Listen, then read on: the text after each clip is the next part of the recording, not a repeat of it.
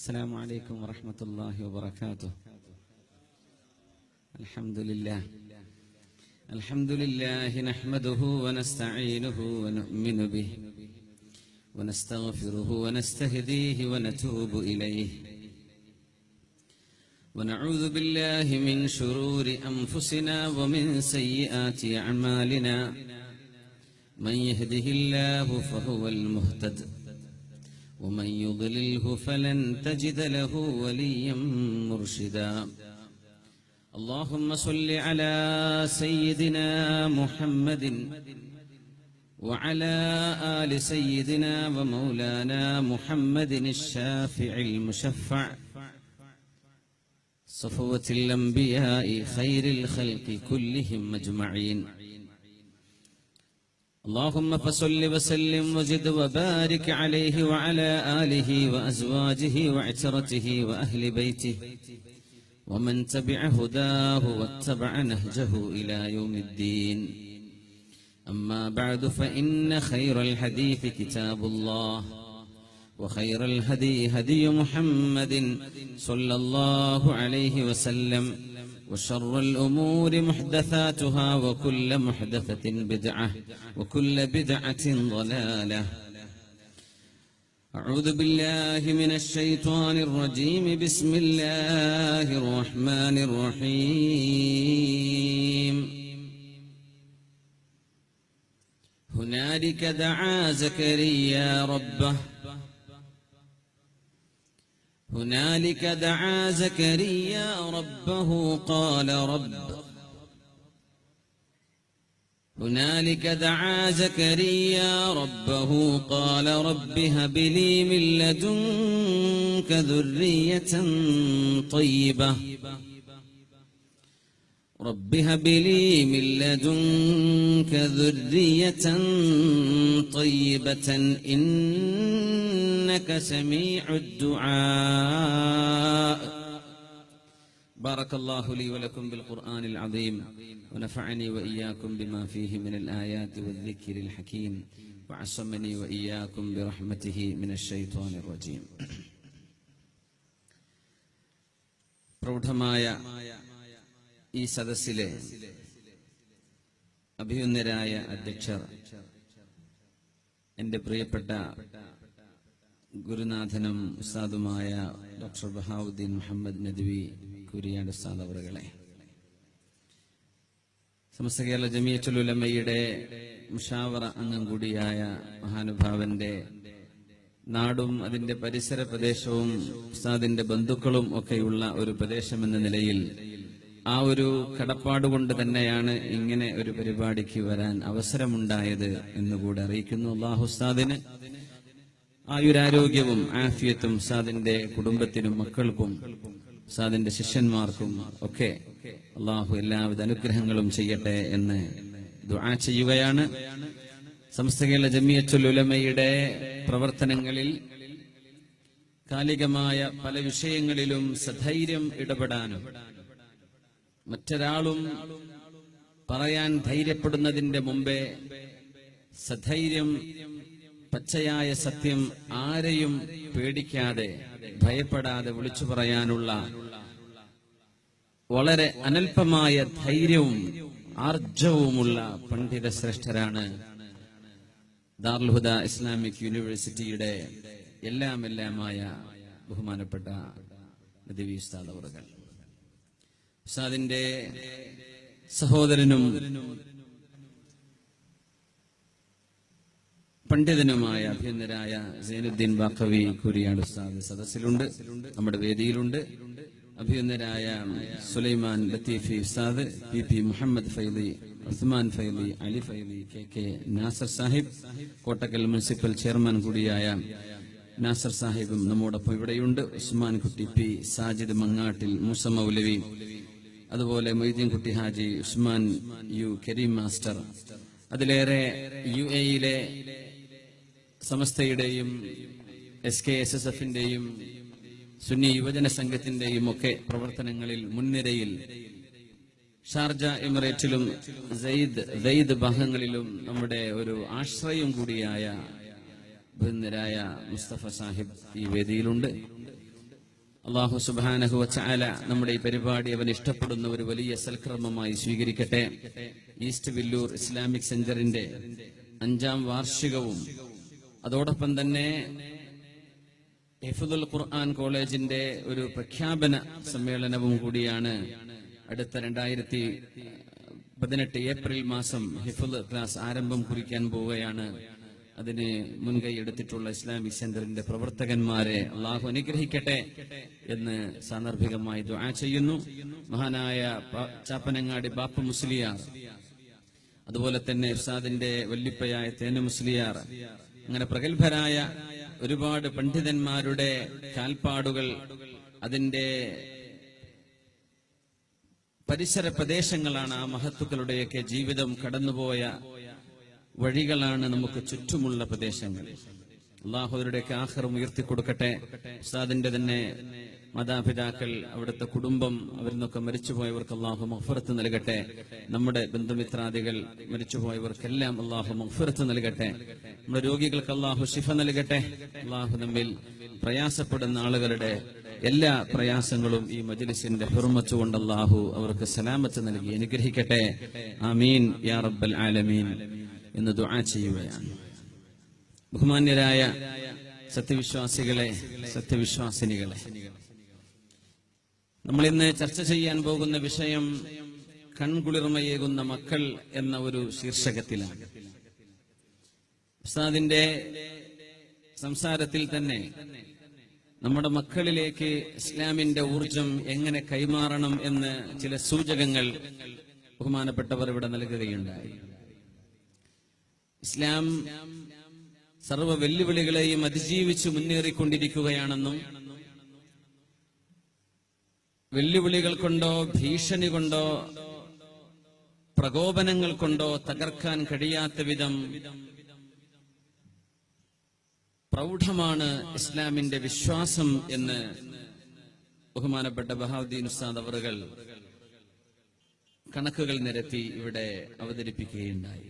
ആ ഒരു ഇസ്ലാമിക ആർജവം അത് നമുക്ക് നമ്മുടെ ജീവിതത്തിൽ, നമ്മുടെ വ്യക്തി ജീവിതത്തിൽ, നമ്മുടെ പെരുമാറ്റങ്ങളിൽ, നമ്മുടെ ഇടപെടലുകളിൽ, നമ്മുടെ ചിന്തകളിൽ, നമ്മുടെ വായനകളിൽ, നമ്മൾ കമന്റ് ചെയ്യുന്നിടത്ത്, നമ്മൾ ആശയം കൈമാറുന്നിടത്ത് എല്ലാം സത്യസന്ധമായി നമുക്കത് കൈകാര്യം ചെയ്യാൻ സാധിക്കണം. അപ്പോഴാണ് നമ്മുടെ ഈമാൻ ബലവത്താകുന്നത്. ഷഹാദത്ത് എന്ന വാക്ക് തന്നെ അങ്ങനെയാണ്. ലാ ഇലാഹ ഇല്ലല്ലാഹ് മുഹമ്മദുർ റസൂലുള്ളാഹ് എന്ന് വെറുതെ ഒരാൾ പറയുമ്പോഴല്ല ഇസ്ലാം സ്വീകരിക്കുന്നത്. ഇസ്ലാം പുൽകുവാൻ മനസ്സിൽ ഉറപ്പിച്ച് നാവുകൊണ്ട് വെളിവാക്കി പറയണം. അത് നമ്മുടെ തലമുറക്ക്, നമ്മുടെ മക്കൾക്ക്, ചെറുപ്പക്കാർക്ക്, വിദ്യാർത്ഥിനികൾക്ക് മനസ്സിലാകത്തക്ക രീതിയിൽ എങ്ങനെ ഒരു രക്ഷിതാവിന്റെ മക്കളെ തർബിയത്ത് ചെയ്യാം എന്ന ഒരു ശീർഷകത്തിലാണ് നമ്മുടെ ഇന്നത്തെ ചർച്ചകൾ കടന്നു പോകുന്നത്.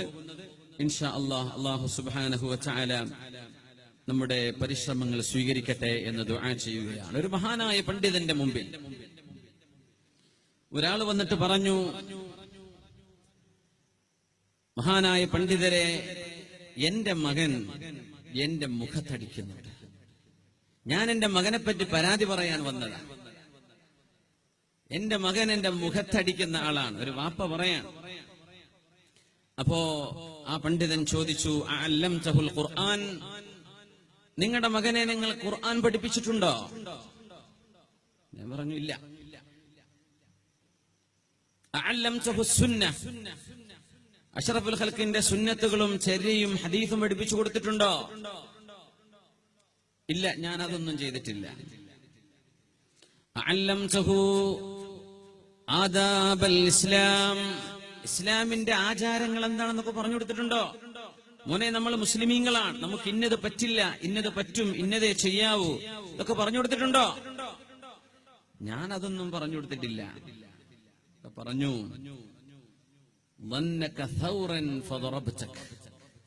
മോൻ വിചാരിച്ചു ഇതൊരു കാളയാണ്, അതുകൊണ്ട് അടിച്ചതാണ്.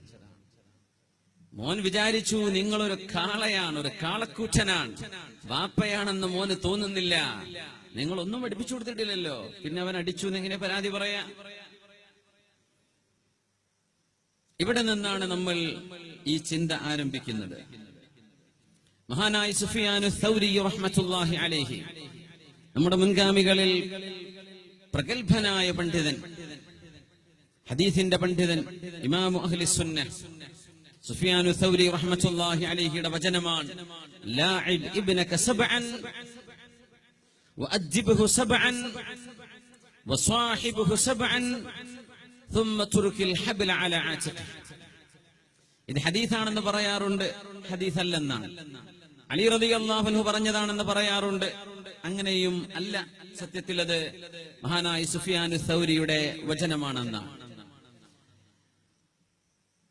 ലാഇബ്ഹു സബ്അൻ, ലാഇബ് ഇബ്നക സബ്അൻ, നിങ്ങളുടെ മകന് 7 വയസ്സാകുന്ന കാലം വരെ, 7 വയസ്സുവരെ നിങ്ങളുടെ മക്കളോട് നിങ്ങൾ കളിച്ചു പെരുമാറണമെന്നാണ്. നിങ്ങൾ അവന്റെ ഒരു കൂട്ടുകാരനെ പോലെ ലാളിച്ചും സ്നേഹിച്ചും അവന്റെ കൂടെ കളിച്ചും. നബി സല്ലല്ലാഹു അലൈഹി വസല്ലം തങ്ങളുടെ ജീവിതത്തിലെ ചില അനുഭവങ്ങൾ നമ്മൾ പങ്കുവെക്കും. 7 വർഷം അവന്റെ കൂടെ കളിക്കണം. പിന്നെ വരുന്ന 7 വർഷം, അതായത് 7 വയസ്സ് മുതൽ 14 വയസ്സ് വരെ മകന് നിങ്ങൾ അദബ് പഠിപ്പിച്ചു കൊടുക്കണം. മോനെ ഇങ്ങനെ ചെയ്യരുത്, ഇങ്ങനെയാണ് ചെയ്യേണ്ടത്, മോനെ ഇങ്ങനെയാണ് നീ പ്രവർത്തിക്കേണ്ടത്, ഇന്നതേ പറയാവൂ മോനെ എന്ന് 7 വർഷം 14 വയസ്സ് വരെ അദബ് പഠിപ്പിക്കണം.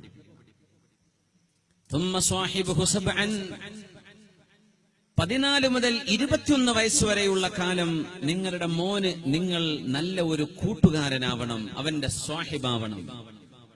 എന്ന് പറഞ്ഞാൽ ഒരു +2 വിദ്യാർത്ഥി ആ ഒരു കാലം മുതൽ ഡിഗ്രി കഴിയുന്നത് വരേക്കുമുള്ള കാലം നിങ്ങളുടെ പ്രായപൂർത്തിയായ ആൺമക്കൾക്കും പെൺമക്കൾക്കും ഉമ്മയും ബാപ്പയും സത്യത്തിൽ കാര്യങ്ങൾ ഷെയർ ചെയ്യാൻ പറ്റുന്ന, തുറന്ന് സംസാരിക്കാൻ പറ്റുന്ന ഒരു കൂട്ടുകാരനായി മാറണം എന്നാണ്.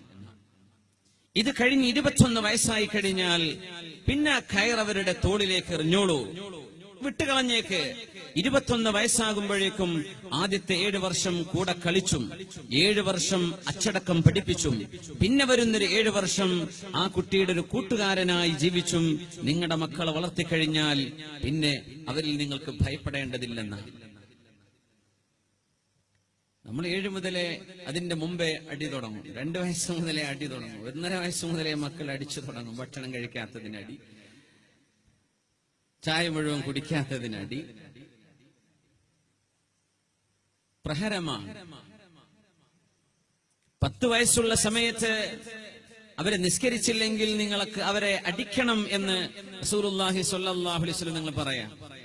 ആ ഒരു ശാരീരികമായി അവരെ വേദനിപ്പിക്കുന്ന ഒരു ശിക്ഷണ നടപടികൾ സ്വീകരിക്കാനുള്ള വയസ്സ് പറഞ്ഞത് 10 മുതലാണെന്നാണ്. അതും അള്ളാഹുവിന്റെ ദീനിൽ ഏറ്റവും നിഷ്കർഷിക്കപ്പെട്ട നിസ്കാരം ഒഴിവാക്കുന്ന ഘട്ടങ്ങളിൽ നിങ്ങൾ അവരെ അടിക്കണം എന്ന് വരെ റസൂലുള്ളാഹി സ്വല്ലല്ലാഹു അലൈഹി വസല്ലം. ഇതിന്റെ അത്ഭുതം മുത്തുനബി തങ്ങൾ ആരെയും അടിച്ചിട്ടില്ല എന്നാണ്. തങ്ങൾ സമ്മതം നൽകി, പക്ഷെ തങ്ങൾ ആരെങ്കിലും അടിച്ചിട്ടുണ്ടോ? ഇല്ല. അടിക്കേണ്ടി വന്നിട്ടുണ്ടോ? ഇല്ല. നമ്മൾ നേരത്തെ പറഞ്ഞ സുഫിയാനു സൗരി തങ്ങളുടെ ഈ വചനം ഒരു തരം ഹിക്മത്താണ്.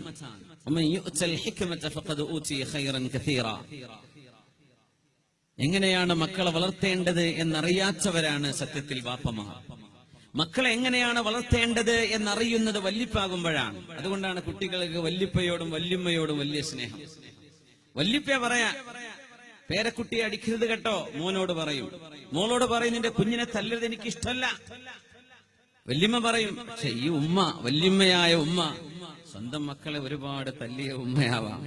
ഈ വല്ലിപ്പ സ്വന്തം മക്കളെ നന്നായി അടിച്ചിട്ടുണ്ടാകാം. പക്ഷേ വാപ്പയായി വല്ലിപ്പയിലേക്ക് കടക്കുമ്പോ മനസ്സിലാവും, ഞാൻ ആ ചെയ്തത് ശരിയായിരുന്നില്ല, സ്നേഹിച്ചിട്ടായിരുന്നു വളർത്തേണ്ടിയിരുന്നത് എന്നവർ തിരിച്ചറിയും. നമ്മളൊക്കെ അങ്ങനെയാണ്. വാപ്പയാകുമ്പോ പേടിയാണ്, ആശങ്കയാണ്, ഭയപ്പാടാണ്, എന്തായി പോകും മക്കളെന്ന ഒരു ഭീതിയിലാണ്. വിശുദ്ധ ഖുർആൻ ദുആ ചെയ്യാൻ പഠിപ്പിച്ചിട്ടുണ്ട്. റബ്ബി ഹബിലി മിൻ ലദുൻക മിൻക ദുർരിയതൻ ത്വയ്യിബ. അല്ലാഹുവേ, നല്ല മക്കളെ നീ ഞങ്ങൾക്ക് നൽകണമേ. റബ്ബി ഹബിലി, നീ എനിക്ക് നൽകണമേ. മില്ലദുൻക, നിന്റെ ഭാഗത്ത് നിന്ന് നീയായിട്ട് നീ തരണം ഞങ്ങൾക്ക്. ദുർരിയതൻ ത്വയ്യിബ, നല്ല മക്കളെ തരണം റബ്ബേ. സജ്ജനങ്ങൾ, നല്ലവരാണെന്ന് പറയപ്പെടുന്ന മക്കൾ. കുറെ കുട്ടികളുണ്ടായിട്ട് എന്താ കാര്യം? മക്കളില്ലാത്തവരെ വിഷമിക്കരുത്. റബ്ബേ, എനിക്കൊരു കുഞ്ഞുണ്ടായില്ലല്ലോ, വിഷമിക്കരുത്. സങ്കടപ്പെടുത്തുന്ന ഒരു കുഞ്ഞ് ജനിക്കുന്നതിനേക്കാളും നല്ലത് ആ കുഞ്ഞ് ജനിക്കാതിരിക്കുന്നതല്ലേ. നാണം കെടുത്തി ഉമ്മയും വാപ്പയും ജയിലിൽ കയറ്റുന്ന മകനാണ്. ഓരോ രാത്രിയിലും പോലീസുകാരെ തെരഞ്ഞു വരുന്ന മോനാണ്. കള്ളുകുടിച്ചിട്ട് പുരക്ക് കയറി വരുന്ന മോനാണ്. നാട്ടിലുള്ള എല്ലാ തിന്മയിലും കൊലപാതകത്തിലും വ്യഭിചാരത്തിലും മുമ്പിലുള്ള മോനാണ്. അങ്ങനെ ഒരു മോൻ കിട്ടുന്നതിനേക്കാളും ഖൈറ് ഇല്ലാതിരിക്കലാണ്. സല്ലു അല നബി മുഹമ്മദിൻ വആലി.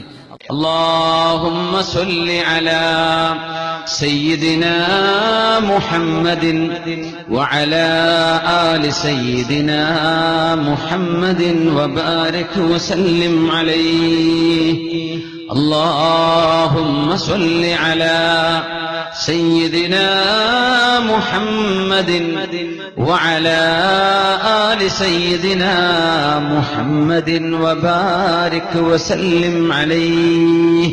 ഒരുപാട് സ്വലാത്ത് നമ്മുടെ ഹബീബിന്റെ ഹദറത്തിലേക്ക് എത്തും. അല്ലാഹു എത്തിച്ചു കൊടുക്കട്ടെ. അവിടുത്തെ അല്ലാഹു സന്തോഷിപ്പിക്കട്ടെ.